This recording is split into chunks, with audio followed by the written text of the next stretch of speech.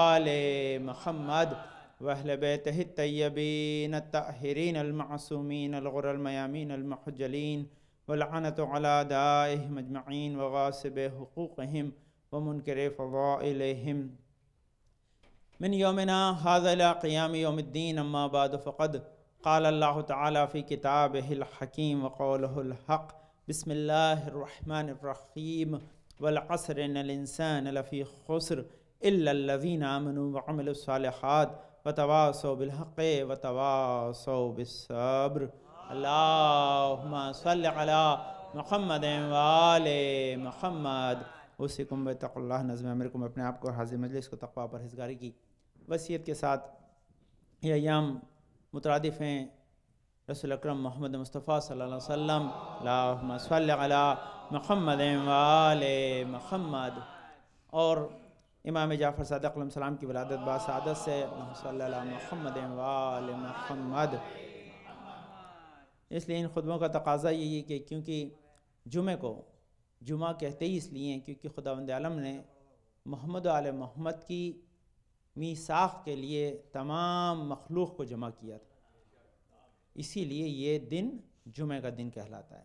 جمعہ کا مطلب ہے جمع کرنے والا دن. تو بہرحال چند چیزیں آج کے خطبے کے لیے مخصوص میں نے منتخب کی ہیں. اس میں سب سے پہلی چیز کہ ہم جمعہ کے فضائل پڑھ رہے ہیں. تھوڑا تھوڑا روزانہ ایک دو حدیثیں آپ خدمت عرض کروں گا تاکہ جمعہ کی عظمت آپ کے ذہنوں میں واضح رہے اور آپ اسے دوسروں تک پہنچائیں تاکہ وہ لوگ اس میں شامل ہوں. دوسری چیز رسول اکرم صلی اللہ علیہ وسلم کی ذات. اللہم صلی علی محمد وآل محمد. ان کی سلسلے میں چند چیزیں آپ خدمت عرض کروں. اس کے ساتھ ساتھ اولاد کی تربیت کے سلسلے میں چند باتیں آپ خدمت عرض کروں تاکہ ہم اس سے استفادہ کر سکیں. سب سے پہلے جمعہ کے سلسلے میں کہ جمعہ کے کتنے نام ہیں. رسول اکرم کے نام بتاؤں اس کے پہلے آپ کی خدمت میں جمعہ کے نام کتنے ہیں. تو یہ حدیث ہے کہتے ہیں جمعہ کے نام جو ہے اس میں سب سے پہلا یوم الموعود یعنی وعدہ جس دن لیا جاتا ہے وہ دن ہے. وہ وعدہ کیا لیا تھا اللہ نے جب تمام مخلوق کو جمع کیا تھا کہ تم مجھے ایک مانو گے, محمد مصطفیٰ کو خاتم المرسلین مانو گے, علی ابن ابی طالب کو ان کا وزیر و وصی مانو گے. اللہم صلی علی محمد وآل محمد. اس کے بعد اچھا اس کو یوم الموعود اس لیے بھی کہتے ہیں کہ وہ وعدے کا دن. یہ دیکھیے یہ اس میں جو روایت لکھی ہے کہ اسے یوم الموعود اس لیے بھی کہتے ہیں کیونکہ یہ دن جو ہے وہ رسول خدا کی ولادت کا دن ہے. رسول خدا کی ولادت جو ہوئی تھی وہ جمعہ کے دن ہوئی تھی. تو جمعہ کے دن ہونے کی وجہ سے کیونکہ اللہ نے وعدہ دیا تھا کہ میں جس کی وجہ سے کائنات بنائی ہے اس دن ایک دن خاتم المرسلین بنا کے دنیا میں بھیجوں گا. تو پوری کائنات انتظار میں تھی کہ کب محمد مصطفیٰ آئیں گے.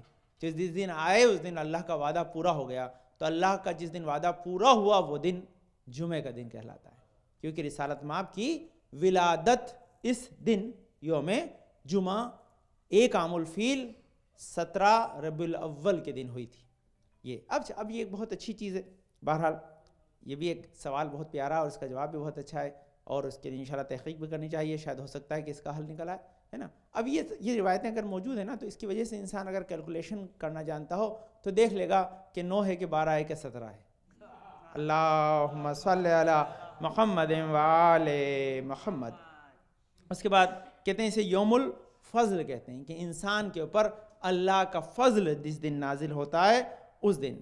یہ دیکھیے یہ بہت بڑی چیز ہے. فضل ہر ایک کا ایک مخصوص جو ہے وہ اثر ہے آج کے دن میں. یوم الفضل کا مطلب جس دن اللہ فضل کرتا ہے. فضل کیا ہوتا ہے اسے بھی سمجھیں. ایک آپ کا ہوتا ہے زانا گرامی جب آپ جو ہے بہت آسان کئی سارے اس میں میرا مثال ذہن میں لیکن بہت آسان والی آپ کو دوں تاکہ آپ سمجھ جائیں. آپ جب جاب پہ جاتے ہیں ہے نا تو ہر مہینے آپ کو سیلری ملتی ہے نا. لیکن جو لوگ انڈیا سے تعلق رکھتے ہیں پاکستان سے تعلق رکھتے ہیں وہ جانتے ہیں کہ کچھ عید کے اوپر اور کچھ لوگ جو ہے وہ دیوالی کے اوپر بونس پاتے ہیں. وہ سیلری سے الگ ہوتا ہے اور اس کے انتظار میں لوگ رہتے ہیں. تو وہ آپ کی محنت تانا نہیں ہے وہ آپ کو گفٹ ہے. تو بونس دن ملنے والا دن آج کا دن کیا ہے یوم الفضل کیا ہے اس کا ترجمہ کیا ہے ماڈرن کہ بونس ملنے والا دن. بونس کیا ہے امام محمد باقر کی حدیث ہے اللہم صلی علی محمد وآل محمد. امام محمد باقر کی حدیث کہ آج کے دن ہر عمل کی جزا ڈبل ہو جاتی ہے. بونس ہو گیا نا یعنی جو $10 آور میں کام کر رہا تھا اسے آج 20 ملیں گے تو ایسے میں کوئی آدمی چھٹی نہیں لیتا ہے کم سے کم جمعے سے. تو یہ ایک چیز ہے. اس کے بعد کیا یوم الفضل؟ یوم البرکہ. اگلا نام کیا ہے؟ برکت والا دن. اس دن اللہ نے انسان کو برکت دی ہے. اور برکتیں کیا ہے؟ یہ بہت ہے، برکت بہت ہے کہ شب جمعہ سے لگا کر صبح تک انسان جو ہے وہ اللہ کی مغفرت میں. اللہ کہہ رہا کون ہے کہ جو مجھ سے توبہ کرے تاکہ میں اس کی توبہ کو قبول کر لوں. اس دن جب مجلس میں پڑھ رہا تھا، ایک دو نام ہے اس کو آئیں گے پرسنلی، تو میں نے آپ کی خدمت میں ایک روایت پڑھی تھی. وہ روایت کا آخری حصہ رہ گیا اتفاق سے، میں نے بعد میں سوچا میں نہیں بتا پا. وہ روایت کیا تھی؟ وہ روایت میں نے آپ کی خدمت میں عرض کیا تھا کہ اللہ نے انسان کی ہدایت کے لیے جو تمام امکانات فراہم کیے ہیں، ان امکانات کو محمد آل محمد کے ذریعے ہم تک پہنچایا. اس لیے مولا ہی جواب دیتے ہیں. تو کسی شخص نے جو ہے وہ مولا متقیان علی بن ابی طالب کے پاس آگے سوال کیا تھا، اللہم صلی علی محمد و آل محمد. ایک شخص بہت دور سے آیا تھا، بادیہ نشین ہے نا، اور اس نے بادیہ نشین رسول سے مولا کائنات سوال کیے تھے کہ بتائیے، 4 سوال کیے تھے نا، کہ اس کے اندر آخری چیز بڑی امپورٹنٹ تھی. اس میں ایک میسیج ہے، اسی کے لیے آپ کی خدمت میں دہرا ہوں، ریکارڈ میں ہے تاکہ لوگ اسے دیکھ لیں. وہ سب سے پہلی چیز اس نے کیا سوال کی تھی کہ مولا بتائیے کہ کون سی چیز جو ہے وہ جو آخری چیز جو رہ گئی تھی کہ مشکل کیا ہے اور مشکل تر کیا ہے نا. اس کے پہلے کی 4 چیزیں آپ کے ذہن میں ہوگی جو انہوں نے مجھے سنے نا. مشکل کیا ہے اور مشکل تر کیا ہے. سوچا تھا قریب کیا ہے، قریب تر کیا ہے. اس کے بعد جو ہے پوچھا تھا کہ جو ہے وہ سب سے پہلے یہ پوچھا تھا کہ آپ جو ہے مولا یہ بتائیے کہ کوئی شے جو ہے انسان کے بعد صلوات پڑھ دیجیے، اللہم صلی علی محمد و آل محمد. ہاں تو یہ مشکل والا سن لیجیے تاکہ اہم ہے کہ مشکل کیا ہے. تو مولا نے کیا کہا تھا کہ قبر میں جو ہے وہ جانا مشکل ہے. قبر کا جو ہے وہ پہلا دن یا پہلی شب جو ہے وہ مشکل ہے، لیکن مشکل تر کیا ہے کہ بغیر توبہ کیے قبر میں جانا اس سے زیادہ مشکل ہے. مولا نے کیا کہا تھا؟ ہاں کہ شروع میں کیا تھا؟ شروع تھا کہ گناہ سے واجب کیا، واجب تر کیا ہے کہ گناہ سے بچنا واجب ہے نا. گناہ سے بچنا واجب ہے، اور گناہ اگر ہو جائے تو توبہ کرنا اس سے واجب تر ہے. ان دونوں چیزوں کو ساتھ میں ملائی. یہ 2 چیز تھی نا کہ پہلی چیز کیا پوچھی تھی کہ قریب کیا ہے کہ موت قریب، اس سے زیادہ قریب قیامت قریب ہے، اس سے قریب تر کیا ہے موت قیام سے قریب. تو تینوں چیزیں ایک ہی لنک میں. تو اب یہ کیوں کہا مولانا؟ دیکھیے اس میں بڑی ایک میسیج تھا، اس میسیج کی وجہ سے تاکہ اس یوم فضل کو آپ سمجھیں کہ یوم فضل کیا ہے یا یہ یوم البرکہ کیا ہے. آج کے دن جو ہے ان سے لنک کر رہا ہوں آپ کو کہ جب انسان قبر میں بغیر توبہ کیے چلا جائے گا تو مشکل ہوگی، کیونکہ لازمی بغیر پاک ہوئے انسان جنت میں جائے گا نہیں، تو برزخ میں پاک کیا جائے گا، وہ منزل ہے. تو توبہ کیسے کرے گا؟ تو اصل میں کہتے ہیں کہ گناہ انسان سے اگر ہو جائے ہے نا، اور انسان اسے گناہ سمجھے تو توبہ کرے گا. وعلیکم السلام.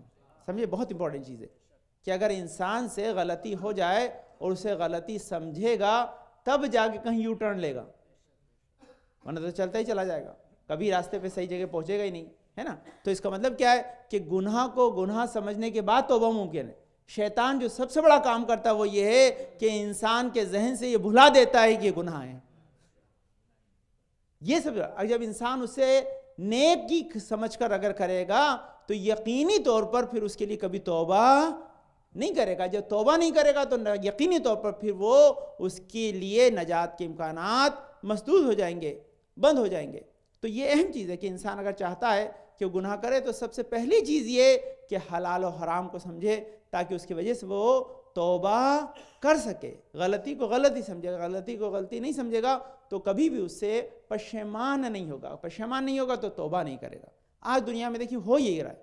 وہ کیا ہو رہا ہے کہ غیر ذبیحہ گوشت کو ذبیحہ سمجھ کے کھایا جا رہا ہے. وہ کیسے کہ بھئی کہیں سے خرید لو، بسم اللہ کرو کھا لو.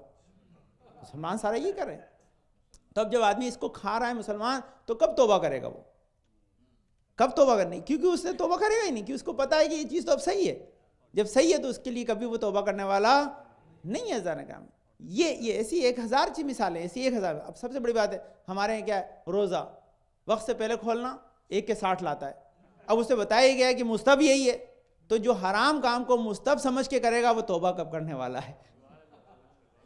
یہ ہے شیطان نے وہ کام کیا ہے کہ آپ کو اس جگہ پہنچا دیا کہ جہاں پر انسان گناہ کو ثواب سمجھتا ہے تاکہ کبھی توبہ نہ کرے. بغیر توبہ کے جو قبر میں چلا جائے گا پھر اس کے لیے مشکل ہی مشکل ہے. یہ چیز تھی جو رہ گئی اس میں بہت امپورٹنٹ کہ یہ اللہ کا ہمارے لیے بہت بڑا کرم ہے کہ اللہ نے ہمیں محمد آل محمد سے دامن سے متمسک رکھا ہے کہ جو بتاتے ہیں کہ حلال کیا ہے حرام کیا ہے، تاکہ ہم کبھی مشتبہ نہ ہو، کبھی ہمیں کنفیوژن نہ ہو کہ کیا رائٹ ہے کیا رونگ ہے. تو یہ بہت امپورٹنٹ چیز اس کو ذہن میں رکھیے گا کہ یوم البرکہ، یہ برکت سب سے بڑی کہ ہم آل محمد کے دامن سے متمسک ہوتے ہیں. یوم الرحمہ، اس دن اللہ اپنے رحمت بندے پہ نازل کرتا ہے نا. یوم جو ہے وہ اجابہ، اللہ انسان کی دعاؤں کو پورا کرتا ہے. جواب آتا ہے رات سے ہی فرشتہ چلاتا ہے کہ اس کو کیا چاہیے، بولو بھائی دینے کو ہم تیار ہیں. یوم العید ہے، کیا ہے یوم العید، عید کا دن. اور میں آپ کو بتاؤں ذہن اکرام، یہ میں نے بارہا آپ کی خدمت عرض کیا، پھر آپ اس پیسے سے دیے. کہتے ہیں جتنی عیدیں غدیر کو چھوڑ کر تمام عیدوں میں جمعے کی عید سب سے بڑی ہے. ہاں یاد رکھیے، جمعے کی عید سب سے بڑی ہے. یہ عید الفطر سے بھی بڑی ہے، عید الاضحیٰ سے بھی بڑی ہے. یہ دونوں عیدوں سے زیادہ بڑی ہے. کیوں زیادہ بڑی ہے؟ کیونکہ عزیزان گرامی اس میں نماز جو ہے وہ غیبت امام میں بھی واجب کی نیت سے پڑھی جا سکتی ہے، لیکن ان عیدوں میں امام کا انتظار کیا جائے گا کہ جب آئیں گے تب واجب ہوگی، ابھی واجب نہیں ہے اس پہ، ابھی جو ہے وہ سٹاپ لگایا ہوا. کیوں؟ کیونکہ جب امام آئیں گے. تو یہ بہت بڑی آج کی عید بہت بڑی عید ہے. تو آدمی یاد ہے اس عید کے لیے 30 دن انتظار کرتا ہے. رمضان آتے ہی عید کا انتظار ہوتا ہے ہاں، تو اس عید کا لازمی ہے کہ انسان کو انتظار ہونا چاہیے. تو اس کے لیے دو پیغام ہے. وہ پیغام کیا ہے کہ آج آدمی عید کے لیے انتظار بھی کرے، عید کی جگہ آمادہ بھی ہو، عید کرتے طرح انسان خوش ہو کے آئے بھی، تاکہ خدا اسے ہمیشہ خوش و خرم رکھے. یوم العید. یوم العتیق. یوم العتیق کیا ہے کہ بندے کو رہا کرنے کا دن. انسان اپنے گناہوں میں گرفتار ہو جاتا ہے تو جیل، قید خانہ. قید خانہ کیا ہے؟ مصیبت. انسان کے لیے قید خانہ اللہ کیا؟ اللہ کیا کوئی آپ کے اوپر کیش تھوڑی رکھتا ہے کہ آپ قید ہو گئے. قید کا مطلب کیا؟ انسان اپنی مشکلات میں گر جاتا ہے. تو جو مشکلات میں قید ہے اسے اس مشکلات سے نجات دینے کے دن کو جمعہ کہتے ہیں. تو اسے یوم العتیق کہتے ہیں. اس کے بعد کیا ہے؟ یوم جو ہے وہ عروبہ، یوم الکرامہ اور یوم الجمعہ. یہ سارے اس کے نام بارہ ساری چیز اگر اس پہ رہے گی تو پھر آپ کی خدمت عرض کروں گا بہت سی روایتیں ہیں. تو اس کے بہت سے نام ہیں. اتنے سارے نام بتا رہے ہیں کہ آج کا دن بہت امپورٹنٹ ہے اور اس کی امپورٹنس کو ہمیں سمجھنا چاہیے، پلس اس کے سمجھنے کے ساتھ ساتھ اس کے لیے ہمیں آمادہ ہو کر اس کی فضیلت کو حاصل کرنا چاہیے. یہ ایک ہے. اب لازمی کہ یہ تو جمعہ کا تھا معاملہ. اب رسول اکرم کے سلسلے میں رسول اکرم کی عظمت بھی بہت زیادہ ہے. رسول اکرم کیونکہ ساری کائنات میں اگر عظمتیں ہیں تو محمد آل محمد کی وجہ سے، کہ اللہ نے خلقی کائنات اگر ان کے صدقے میں کیے تو ان کے بغیر ان کو کوئی عظمتیں ملنے والی نہیں ہے. زان کرام تو ایک شخص تھا یہودی، اور وہ یہودی شخص جو ہے وہ رسول اکرم صلی اللہ علیہ وسلم کے پاس آیا. اللہم صلی علی محمد و آل محمد. اور اس شخص نے آنے کے بعد جو ہے پوچھا کیا رسول خدا آپ یہ بتائیے کہ آپ کے یہ نام رکھے جانے کا سبب کیا ہے. اس نے 5 یا 6 نام کا سبب رسول سے پوچھا ہے، اور رسول نے خود جواب دیا کہ میرے نام یہ کیوں رکھے گئے ہے نا. ہم رسول کی ولادت منا رہے ہیں تو لازمی ہے کہ نام رکھتے ہیں، تو پوچھتے ہوئے نام رکھا تو پوچھتے ہیں کہ اس نام کیوں رکھا آپ کو، ہے نا. تو اس لیے نام رکھنے سے پتہ چلتا ہے کہ کون. تو سب سے پہلے کہا کہ آپ کا نام محمد کیوں ہے، آپ کا نام احمد کیوں ہے، آپ کا نام ابو القاسم کیوں ہے، آپ کا نام بشیر کیوں ہے، آپ کا نام نذیر کیوں ہے، آپ کا نام داعی کیوں ہے. تو اس نے یہ 6 ناموں کے بارے میں پوچھا رسول اکرم سے. رسول اکرم کا سنو یہ نام اللہ نے میرے کیوں رکھے. تو ابھی ایسا ہے نا، محمد کا مفہوم پریز وردی، یعنی جس کی بہت زیادہ تعریف کی جائے. حمد سے الحمدللہ بالعالمین کہتے ہیں نا محمد. تو کہتے ہیں یہ میرا نام محمد اس لیے رکھا کیونکہ میں کائنات میں سب سے زیادہ تعریف شدہ، یعنی جس کی سب سے زیادہ تعریف کی جائے گی وہ ہوں. اللہم صلی علی محمد و آل محمد. اب آپ اندازہ لگائے ذرا، کائنات میں کوئی لمحہ ایسا نہیں، میں آپ کو دلیل دے رہا ہوں، اس دلیل کو اپنے ذہن میں رکھیے گا. کوئی لمحہ ایسا نہیں جب اذان نہ ہو رہی ہو. تو آپ نے دیکھا نا پورا گراف بنایا ہے آج کل. اور کوئی لمحہ ایسا نہیں جب محمد رسول اللہ کی آواز نہ گونج رہی ہو. تو یہ تعریف ہے. لیکن محمد رسول اللہ کی آواز نہیں ہے. اگر کوئی آدمی اذان دے رہا ہے، نام محمد مصطفیٰ لے رہا ہے، تو صلوات ضرور پڑھتا ہے. اللہم صلی علی محمد و آل محمد. اب نقطہ سنے جائیں، صلوات جب پڑھتا ہے محمد آل محمد پہ تو کیا ہوتا ہے کہ حدیث کیا ہے کہ تم ایک بار صلوات پڑھو گے محمد آل محمد پہ، اللہ تم پہ 10 بار پڑھے گا، اللہم صلی علی محمد وآل محمد۔ تو یہ صدقہ ہے محمد مصطفیٰ کا کہ ہم ان کی تعریف کرتے ہیں، اللہ ان کی تعریف کرنے والوں کی تعریف کرتا ہے۔ یہ ہے ان سے متمسک ہونے کا ثواب یہ ملتا ہے۔ تو کا سب سے زیادہ جس کی زمین پر تعریف ہوگی، اور یہ فیکٹ ہے دنیا میں، ابھی میں خیال سے چند سال پہلے کہیں دبئی میں جمع کیا تھا، کہاں کیا تھا، کہ جن کے نام محمد جمع کیا جائے کتنے لوگ جمع ہو گئے آج، اور یہ فیکٹ ہے آج دنیا میں، یہ سب سے بڑا فیکٹ ہے جس کو انہوں نے انالائز کیا، کئی لوگوں نے اس کو مانا ہے کہ جس نام کی دنیا میں سب سے زیادہ لوگ ہیں وہ نام محمد ہے۔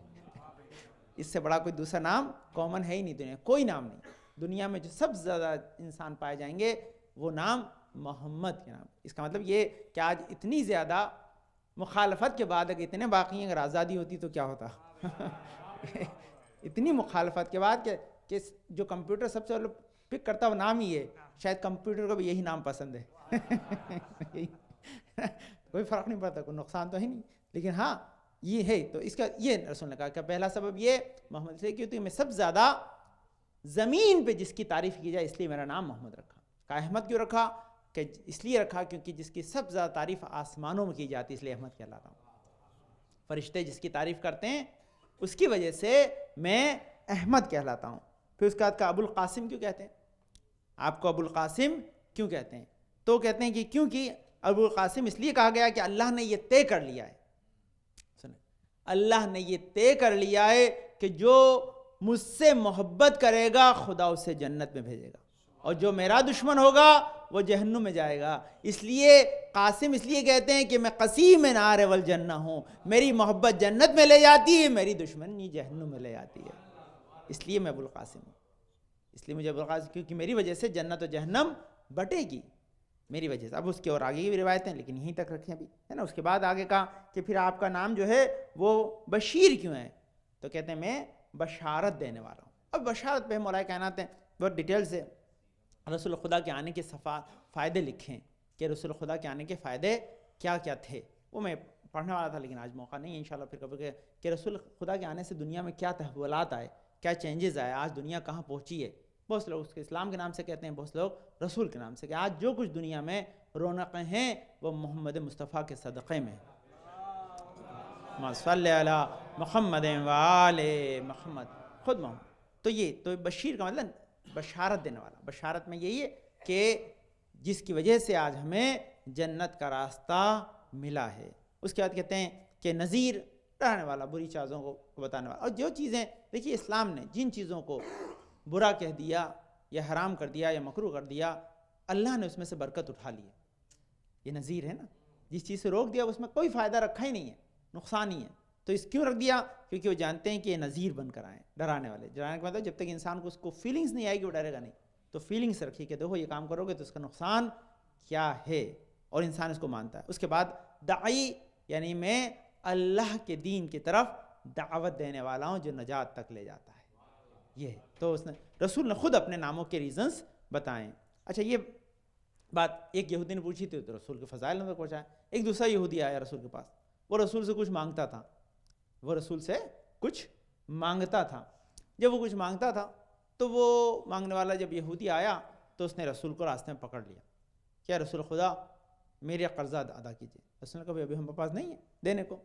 تو بولے آپ جب تک دیں گے میں جانے نہیں دوں گا، میں آپ کو جانے دوں گا۔ کوئی بات نہیں، یہیں بیٹھے، نہیں جانے گا تو جھگڑنے کی بات نہیں ہے، تیرے مقروض ہیں، بیٹھے یہاں پہ۔ ہاں تو بیٹھے۔ اچھا بیٹھا رہے تو وہ بیٹھا رہا بہت دیر تک۔ ظہر کا ٹائم آ گیا، اس نے ظہر پڑھ لی، عصر کا ٹائم آ گیا عصر پڑھ لی، مغرب کا ٹائم مغرب پڑھ لی، پھر سو گئے، صبح اٹھی فجر پڑھ لی، 5 نمازیں اس نے وہیں بیٹھے بیٹھے پڑھوا دی۔ اتنی دیر پورے دن اس نے رو کے رکھا۔ اچھا اصحاب بھی آئی تھی، اصحاب ڈھونڈتے تو آئی جائیں گے، اتنی دیر میں رسول کا اکیلا تھوڑی چھوڑیں گے۔ اصحاب آستینیں تانے کھڑے، کیا آپ اجارہ کر دیں تو ابھی اس کی پٹائی شروع کر دیں؟ رسول نے کہا نہیں، اس کی پٹائی کرنے کی اجازت نہیں ہے، یہ ہم سے مانگتا ہے، ہم نے اس سے قرض لیا اور یہ مانگ رہا ہے، صحیح بات ہے، تو کوئی پریشانی کی بات نہیں ہے۔ لیکن ایسا ہے کہ اس میں عجیب نکتہ ہے، جس کی انگلی کے اشارے کے اوپر چاند 2 ٹکڑے ہو جائے، جس کے آخری محمد کے آنے کے اوپر ہے نا ذرا کیا ہوگا، زمین اپنے خزانے اگل دے گی۔ اس نے کوئی معجزہ نہیں دکھایا، انتظار کرتے رہے، ہاں انتظار کرتے۔ جب صبح کی نماز ہو گئی تو اس نے کہا رسول خدا مجھے کلمہ پڑھوائیے. میں نے آپ کو اپنا قرضہ لینے کے لیے نہیں روکا تھا. میں نے اپنی کتاب جو ہے توریت میں آپ کے صفات دیکھیں, ان صفات میں دیکھا ہے کہ آپ بہت ہی زیادہ پیشنس والے, بہت زیادہ صبر کرنے والے ہوں گے. میں اس کا امتحان لے رہا تھا کہ آپ وہی رسول ہیں جو توریت میں آئے ہیں یا نہیں. لیکن آپ کا صبر دیکھ کر مجھے پتا چل گیا کہ آپ وہی رسول ہیں, تو اب میں نے آپ کو پہچان لیا, تو علاوہ آپ کو ماننے کے کوئی چارہ نہیں ہے, تو آپ اپنا کلمہ پڑھا دیجئے. رسول جانتے تھے کہ قرضہ لینے نہیں آیا ہے, یہ اسلام کو قبول کرنے کے لیے آیا ہے. اسی لیے انتظار کرتے رہے کہ اس کو صبر کا وہ منظر دکھا دیں کہ یہ خود اپنی کتابوں میں جو اوصاف پڑھ کر آیا اس کی وجہ سے ہمیں پہچان لے. تو یہ سب سے بڑی اہم چیز ہے کہ اس کو اسلام کی دعوت رسول نے دی اپنے صبر کی وجہ سے. تو یاد رکھیے کہ صبر وہ شے ہے کہ جو آج بھی جو لوگ غیر مسلم ہیں ان کو اسلام میں لا سکتا ہے. یہ بہت بڑی چیز ہے. لیکن 2-3 چیزیں رسول کے بارے میں سن لیجئے تاکہ میں آپ خدمت میں عرض کروں. بہت ساری چیزیں اس کے اندر ہیں کہ کن حالات میں رسول نے کن چیزوں کو انجام دیا ہے. لیکن انشاءاللہ پھر دوسرے خطبے میں آپ خدمت عرض کرتا ہوں کہ رسول ہم سے کیا چاہتے ہیں, وہ ایک سوال ہے. رسول نے ہم سے کیا مطالبہ کیا ہے, وہ بھی ایک سوال ہے نا, تاکہ اس دن الگ اعتبار سے کیا تھا. یہ چند چیزیں سن لیجئے. ایک اور جو ہے واقعہ بہت مشہور واقعہ ہے, لیکن یہاں اس شخص کا نام لکھا ہے اس لیے. اور واقعہ یہ جنگ ذات الرقاع ایک جنگ تھی. اس میں رسول جو ہے وہ ایک طرف جو ہے وہ اکثر رسول جب جنگ ہوتی تھی تو ایک خاص مقام پر رسول جا کر ٹھہر جاتے تھے, جہاں سے سارا نظارہ کرتے تھے اور وہاں سے کمانڈ دیتے تھے, کہ کمانڈ ان چیف وہی ہوتے تھے, انہی کے ہاتھ میں. سب زیادہ دشمن کے نزدیک رسول ہی رہتے تھے. یہ رسول کی جو صفات لکھی, ان صفات میں رسول سب زیادہ بہادر تھے. مولا کائنات جیسا بہادر کہتا ہے کہ جب ہم تھک جاتے تھے تو حوصلہ لینے کے لیے رسول کے پاس آتے تھے. تو رسول کے پاس جب آتے تھے تو ہمیں جوش و ولولہ اور حوصلہ ملتا تھا. وہ ہے ذرا. تو مولا کائنات نے جب یہ صفت بیان کی تو ذات الرقاع میں رسول کھڑے ہوئے تھے, تو ایک سارا دشمن جو ہے وہ اسلامی فوجوں کو ایک طرف لے گئے, تو رسول اکیلے ہو گئے. تو شخص کو موقع مل گیا, وہ گھوڑے پہ سوار ہو کر تیزی کے ساتھ رسول کی طرف یہ کہتا ہوا آیا کہ اب آپ کو میری تلوار سے کون بچا سکتا ہے. یہ اس واقعے میں یہ لکھا ہے. جبرائیل نے ایک مرتبہ دیکھا, آنکھ کا اشارہ کیا, گھوڑا الٹا ہو نیچے, تلوار ہاتھ سے گر گئی. رسول نے تلوار اٹھا دی, اس کے سر پہ تان دی. بولے اب تجھے کون بچائے گا؟ اس نے کہا آپ کی رحمت کے علاوہ کوئی کچھ نہیں بچا سکتا. رسول نے تلوار پھینک دی. رسول نے اس کا نام لے کے کہا کہ اے غورث یہ بتا کہ اب تجھے کون بچائے گا؟ تو اس نے جواب دیا کہ آپ کی جو ہے وہ بخشندگی, آپ کی رحمت کے علاوہ کوئی اب مجھے نہیں بچا سکتا ہے. یعنی کیا کہا تھا رسول نے کہ مجھے میرا خدا بچائے گا, خدا نے بچا لیا. اس نے کہا کہ بچائیں گے تو آپ کی رحمت. رسول کی رحمت یہ تھی کہ رسول نے اس کے اوپر تلوار نہیں چلائی. یہ ہے اس کا مفہوم کیا ہے کہ جو دشمن قتل کرنے پہ آمادہ بھی ہو رسول اسے چھوڑ دیتے ہیں. اور ہمارے مسلمانوں نے آج کیا سیکھا رسول سے؟ نام رسول کے لیے کیا کرتے ہیں کہ جسے قتل کرنا بھی نہیں چاہیے اسے قتل کر دیتے ہیں. جو بچے ہیں ننھے ننھے ان کے سروں پہ گولی مارنے والے آج مسلمان کہلاتے ہیں. کیوں؟ کیونکہ وہ بھول گئے کہ رسول نے نہیں. جائیں گے دفتر, آپ کو جس سے دشمن اس کو مار بھائی, مارنے ایک کو گئے تھے 10-12 کو ٹپکا کے آ جاتے ہیں. تو یہ اسلام کے اندر یہ کہیں بتایا نہیں گیا بھائی, یہ سب چیز غلط ہے. اسلام کے اندر یہ اسلام کو بدنام کرنے کی سازش ہے, بلکہ دشمنان اسلام نے ان کو ٹرین کیا جو ہمارے نام سے ان کو استعمال کرتے ہیں. ہم کم سے کم ان کو آشکار کریں کہ تمہارا کام یہ نہیں ہے جو تم کر رہے ہو. رسول نے ہمیں دوسری تعلیم دی, دوسری جو ہے وہ ہمیں درس و تدریس کے ذریعے پیغام دیے ہیں کہ جس کے ذریعے ہم لوگوں میں محبت پھیلائیں, دشمنی و نفرت نہیں جانے. لیکن دشمنی نفرت پھیلانے کا سبب یہی ہے کیونکہ وہ تعلیمات رسالت مآب سے دور ہیں. یہ سارے واقعہ ذہن گرامی یہاں پر بس موجود ہیں. بہرحال رسول ہم سے کیا چاہتے ہیں وہ آپ خدمت میں پھر عرض کرتا ہوں, تاکہ جب ہم رسول کی اس منزل کو دیکھیں گے پھر جب موقع ہوگا تو عرض کروں گا کہ رسول کے آنے سے دنیا میں کیا ہوا. کبھی انشاءاللہ موقع ملا تو ڈیٹیل سے عرض کروں گا کہ دنیا کہاں تھی اور آج کہاں پہنچی ہے. یہ صدقہ محمد و آل محمد کا ہے. اللہم صلی علی محمد و آل محمد, اللہم صلی علی محمد و آل محمد, اللہم صلی علی محمد و آل محمد. بسم اللہ الرحمن الرحیم. اللہم ارزقنا ایمانا صادقا ولسانا ذاکرا وقلبا خاشعا وبدنا صابرا وعلما نافعا وعملا متقبلا ورزقا واسعا وزوجة صالحا وولدا صالح پارلیمانت جواسطہ بن پاک میں شفاء کامل عاجل عطا فرما، پرجنت وشن بشن کے دور فرما دے، توفیقات میں اضافہ فرما، ہمارے بزرگ صاحب اور سرم سلم ساتھ محفوظ رکھ، پالنے والے ہمیں اس وقت دنیا سے نہ اٹھائیں جب تک ہمارے گناہوں پہ قلم نہ پھیر دے، پالنے والے حاضر مجلس کی نیک حاجات مراد قبول فرما، پالنے والے پیغمبر پاک صدقہ محمد مصطفیٰ صلی اللہ علیہ وسلم صدقہ میں نوشاد بھائی بن فضل بھائی عابد بھائی محمد بھائی بانو بہن بنت کریمہ امتیاز بھائی بن ولی بھائی غلام علی نے کمال بھائی رضا حسین میں غلام علی صوفیہ بنت دلاور حسین این عباس بھائی بن احمد بھائی، یہ پانے والے نرگس بانو بنت غلام حسین جمنات بن آصف کو شفاء کامل عاجل عطا فرما، پالنے والے گناہوں کو بخش دے، نسل میں شاہ محمد کے چاہنے والے بنتے رہیں، پالنے والے ہمیں ہمیشہ محمد آل محمد کے دامن سے متمسک رکھ، پالنے والے ہمارے امام زمان کے ظہر میں تاجیل عطا فرما، ہم کو ان کے انصار و اعوان میں قرار دے۔ بسم اللہ الرحمن الرحیم، انا اعطیناک الکوثر فصل لربک وانحر ان شانئک هو الابتر، اللہم صل علی محمد وآل محمد، اللہم صل علی محمد وآل محمد، اللہم صل علی محمد وآل محمد۔ اعوذ باللہ من الشیطان الرجیم، بسم اللہ الرحمن الرحیم، الحمدللہ رب العالمین بارئ الخلائق اجمعین فاطر السماوات والارضین، پاک و منزہ پروردگار جس ہمارے شہر سے نزدیک ہمارے دل کے حال کو جاننے والا ہے، پاک و منزہ پروردگار جو ہمارے ذر برابر نیکی بدی کا حساب و کتاب رکھتا ہے، پاک و منزہ پروردگار جو بڑا عفو بخشش کرنے والا ہے، پاک و منزہ پروردگار جس نے ہماری ہدایت کے سامان کو فراہم کیا، وہ نبی و طولانی سلسلہ بھیجا، صلاۃ والسلام علی خاتم النبیین محمد مصطفیٰ صلی اللہ علیہ وسلم محمد وآل محمد، الصلاۃ والسلام علی علی ابن ابی طالب، اللہم صل علی محمد وآل محمد، الصلاۃ والسلام علی فاطمہ الزہرا سلام اللہ علیہا، اللہم صل علی محمد وآل محمد، الصلاۃ والسلام علی حسن ابن علی، اللہم صل علی محمد وآل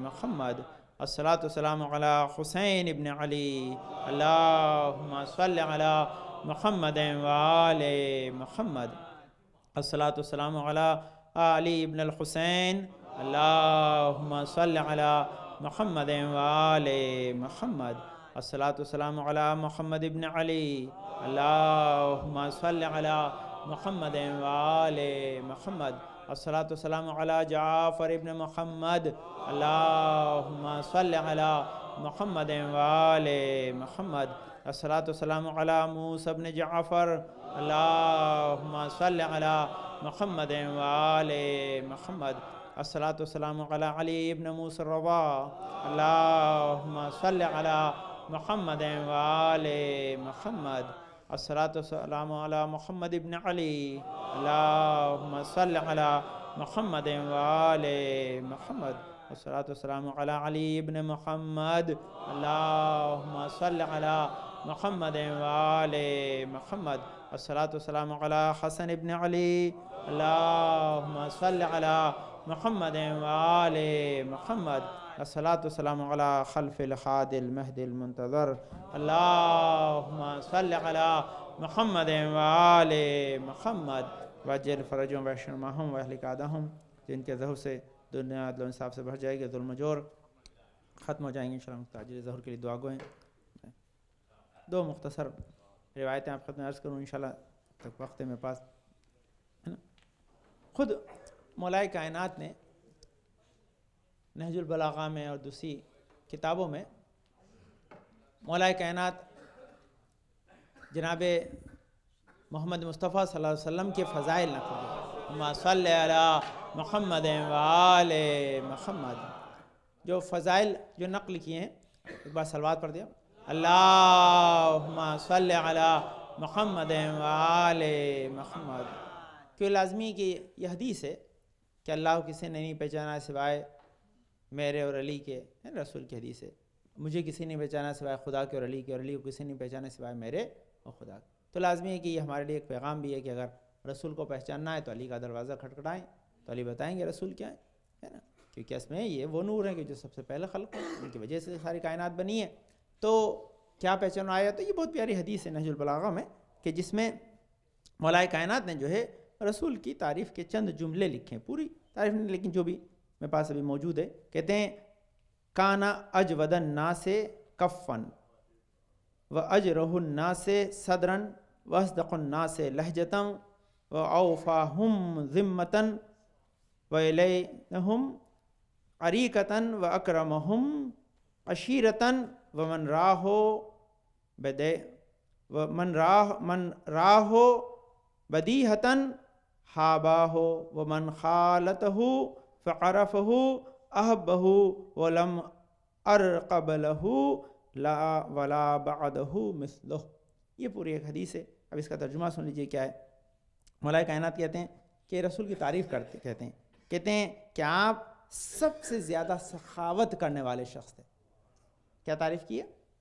کہ جو سب سے زیادہ سخاوت کرے ان سے زیادہ کوئی سخی نہیں ہے. ذرا یہ سخاوت کی منزل ہے. اس کے بہت سے باب میں صرف ترجمہ کر رہا ہوں, اس حدیث کی وضاحت کرنے کا وقت نہیں ہے میرے پاس, ورنہ ایک ایک جملے کے اندر جو ہے وہ فضیلتوں کا سمندر ہے جو مولانا کا ہے. ہاں کہ آپ سخی ترین انسان ہیں. اور سخی ترین ہونے کی ایک جملہ آپ کی خدمت عرض کروں. دیکھیے دولت کی سخاوت اور ہے. رسول جو چھوڑ کر گئے وہ دولت تو تھی, کیونکہ خدیجہ نے جو دی تھی وہ سب کے سب رسول نے لٹا دی, اپنے پاس رکھی نہیں. خود اپنی دولت تھی وہ بھی لٹا دی جو بھی تھی. اس کے علاوہ جو اپنی نسل راہ خدا میں دے کے گیا اسے رسول کہتے ہیں.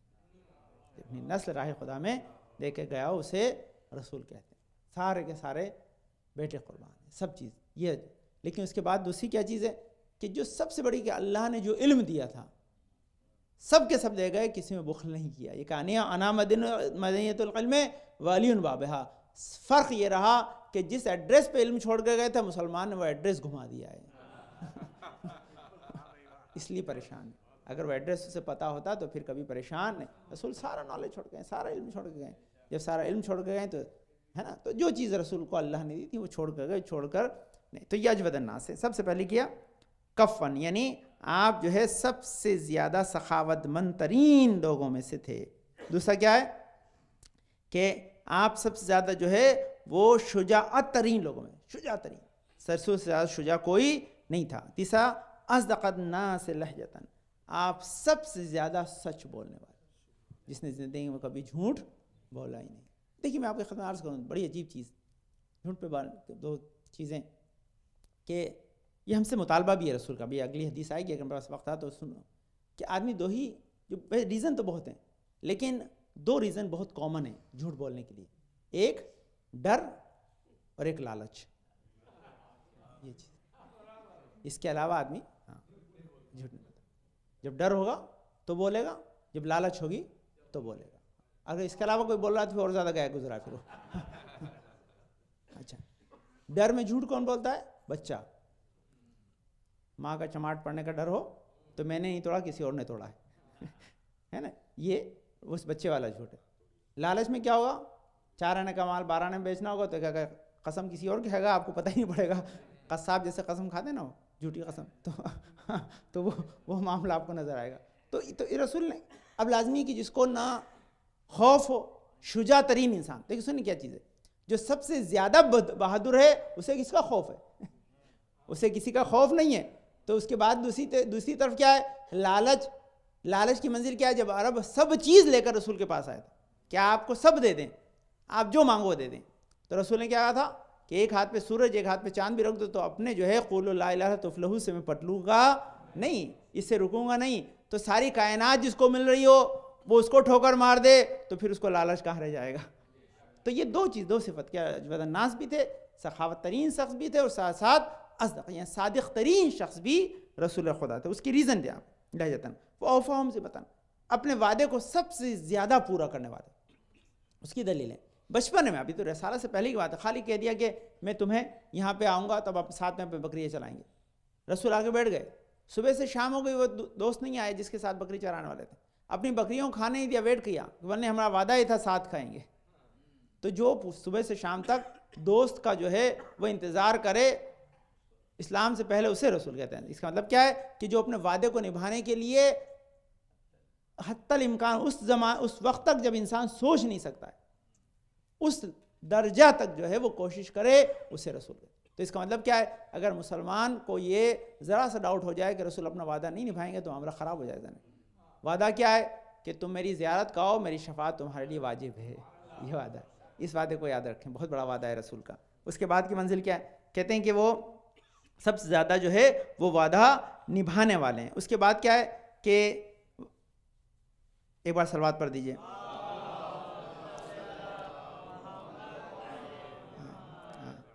کہتے ہیں نرم ترین. اس کے بعد کیا ہے کہ سب سے زیادہ جو تھے وہ پولائٹ انسان، سب زیادہ نرم. کبھی رسول کو غصے ہوتے ہوئے نہیں دیکھا، بہت شاذ و نادر ہوتا، بہت ہی زیادہ پولائٹ انسان تھے. اور پولائٹنیس کی بھی ایک ریزنز نہیں ہے، میرے پاس وقت ختم ہو رہا ہے، اس لیے پولائٹ رہنا بھی انسان کی ایجوکیشن کا جو سب سے زیادہ ٹاپسٹ لیول ہے وہ بتاتا ہے کہ جہاں انسان ایک دم پولائٹ، کہ اس کو پتہ ہے کہ غصہ کرنے کا کوئی فائدہ ہی نہیں ہے نا. اس وقت آدمی پھر پولائٹ ہوتا ہے.